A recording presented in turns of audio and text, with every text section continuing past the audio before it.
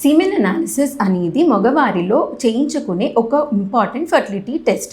So semen అనాలిసిస్కి sample ఇచ్చే ముందు మనం పాటించవలసిన 5 ఇంపార్టెంట్ టిప్స్ గురించి తెలుసుకుందాం. ఫస్ట్ అండ్ ఫార్మోస్ట్, భార్యాభర్త కలవకుండా 2 నుంచి 7 రోజుల గ్యాప్ ఉండేలా చూసుకోవాలి.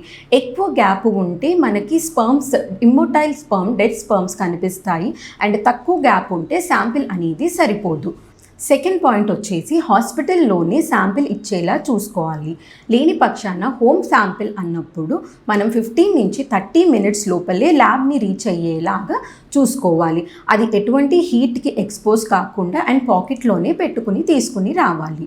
థర్డ్ పాయింట్ వచ్చేసి ల్యాబ్ వాళ్ళు ఇచ్చిన ఈ వైడ్ మౌత్ కంటైనర్లోనే శాంపిల్ అనేది కలెక్ట్ చేయాలి. ఎటువంటి స్పిల్లేజ్ ఉన్నా ల్యాబ్ పర్సన్కి ఇన్ఫార్మ్ చేయాలి. ఫోర్త్ వచ్చేసి మీరు శాంపిల్ కలెక్ట్ చేసేటప్పుడు ఎటువంటి లూబ్రికెంట్స్ కానీ ఎటువంటి కాండమ్స్ కానీ వాడకూడదు. ఎందుకంటే దాంట్లో స్పర్మిసైడల్ కెమికల్స్ ఉంటాయి. దానివల్ల మొటిలిటీ అనేది తక్కువగా కనిపిస్తుంది.